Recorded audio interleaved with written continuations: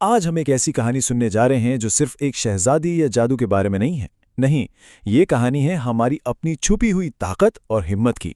एक ऐसा फसाना जो हमें ये बताता है कि असल जादू वो तो हमारे अंदर ही होता है। तो आइए देखते हैं कि जब नेकी का इम्तिहान लिया जाता है, जब हर तरफ से मायूसी ने घेरा हो, तो क्या वाकई सच्चाई अंधेरे पर गालिब आ सकती है, या ये सब सिर्फ कहानियों की बातें हैं?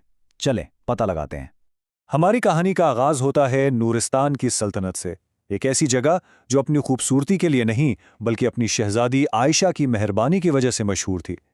यहीं से उसके किरदार की वो मजबूती सामने आती है जो आगे चलकर उसका सबसे बड़ा हथियार बनने वाली थी। कहते हैं कि नूरिस्तान की शहजादी आयशा का दिल फूलों से भी ज्यादा नरम था और उसका किरदार बिल्कुल सुबह की पहली किरण की तरह पाक। वो सिर्फ एक शहजादी नहीं थी, इसकी यही खूबी तो उस सल्तनत की असल दौलत थी। लेकिन आप जानते हैं ना, जहां रोशनी होती है वहां साया भी पहुंच ही जाता है। मलिका जरीना की आमद के साथ ही नूरिस्तान पर हसद और साजिश के बादल मंडलाने लगे, और बस यहीं से कहानी का असल इम्तिहान शुरू हुआ। यहां पर ना दो बिल्कुल अलग दुनियाओं का टकराव साफ नजर आता है। एक तरफ है आयशा की बेलोस मोहब्बत और खिदमत का जज्बा, और दूसरी तरफ मलिका जरीना की जलन जो उसे अंदर ही अंदर खाए जा रही थी। ये सिर्फ दो किरदारों का नहीं बल्कि दो सोचों का, दो नजरियात का तसादुम था। और तब कहानी में एंट्री होती है इस जादुई फूल की। देखिए, ये सिर्फ एक पौधा नहीं था, बल्कि आयशा की अंदरूनी ताकत का जीता जागता सबूत था।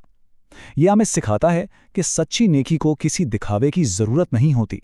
वो खुद अपनी रोशनी होती है, जो वक्त आने पर हर अंधेरे को मिटा देती है। अब मलिका जरीना ने अपना सबसे खतरनाक जाल बिछाया। उसने बहार के मेले की जिम्मेदारी आयशा को दे दी। एक ऐसा काम जहां कामयाबी तकरीबन नामुमकिन नजर आती थी, ताकि वो सबके सामने टूटकर बिखर जाए। और मलिका ने अपनी चाल चल ही दी। खाना कम पड़ गया, सारी सजावट खराब हो गई और लोगों के चेहरों पर उम्मीद की जगह मायूसी छा गई। यह सब कुछ सिर्फ आयशा को तोड़ने के लिए था। हर तरफ से नाकामी का शोर था और शहजादी वहां बिल्कुल अकेली खड़ी थी। लेकिन यही कहानी का रुख बदलता है, क्योंकि याद रखिए, हारना बुरा नहीं, हारकर बैठ जाना बुरा है। आयशा ने गिरकर दोबारा उठने का फैसला किया। यही वो लम्हा था जहां किस्मत ने भी उसका साथ देने का फैसला किया, क्योंकि किस्मत सिर्फ उनका साथ देती है जो खुद अपना साथ नहीं छोड़ते। तो आयशा ने ये जंग लड़ी कैसे? तलवार से नहीं, अपने किरदार से।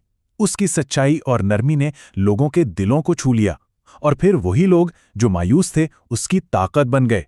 इसने साबित कर दिया कि कामयाबी शोर नहीं करती, वो खामोशी से मेहनत मांगती है। और फिर वो लम्हा आ ही गया, जब अंधेरा छट गया और सच्चाई सूरज की तरह सबके सामने आ गई। आइए देखते हैं कि कैसे नेकी की एक छोटी सी किरण ने साजिश के गहरे अंधेरों को हमेशा के लिए शिकस्त दे दी। जैसे ही त्योहार कामयाब हुआ ना, बाग में वो जादुई फूल पूरी ताकत से चमक उठा। उसकी रोशनी ने मलिका जरीना के काले दिल को सबके सामने बेनकाब कर दिया। यह कुदरत का इंसाफ था जो आयशा की नेकी और सब्र के जरिए जाहिर हुआ। यहां आयशा ने वो किया जिसकी किसी को उम्मीद ही नहीं थी। उसने साबित कर दिया कि असल ताकत बदला लेने में नहीं बल्कि माफ कर देने में है। उसने नफरत का जवाब मोहब्बत से दिया, और यही उसके किरदार की सबसे बड़ी और हकीकी फतह थी। तो ये खूबसूरत कहानी हमें सिखाती क्या है? इसके असबाक सिर्फ किताबों के लिए नहीं है, बल्कि हमारी रोजमर्रा की जिंदगी, हमारे चैलेंजेस और हमारी जिद्दोजहद के लिए हैं। आइए जरा इनको समझते हैं। ये कहानी असल में हम सबसे पूछती है, जब हमारी जिंदगी में मलिका जरीना जैसा कोई चैलेंज आता है, चाहे वो दफ्तर की सियासत हो या सोशल मीडिया का दबाव, तो क्या हम आयशा की तरह हिम्मत से काम लेते हैं या हालात के सामने हार मान लेते हैं? इस कहानी के सबक बहुत वाज़ेह हैं। पहला, लोग बातें करेंगे, आप नताइज दिखाएं। दूसरा, सब्र कमजोरों का नहीं मजबूत लोगों का हथियार है। तीसरा, जो रास्ता मुश्किल लगता है ना, अक्सर वही सही होता है। और सबसे अहम, माफी कमजोरी नहीं बल्कि वो ताकत है जो आपको आजाद करती है। सच्ची नेकी का इम्तिहान तो हो सकता है, लेकिन वो नाकाम कभी नहीं होती। और आखिर में ये एक सवाल जो हम सबको सोचना चाहिए, अगर रास्ता मुश्किल है तो क्या इसका मतलब ये है कि मंजिल खूबसूरत है?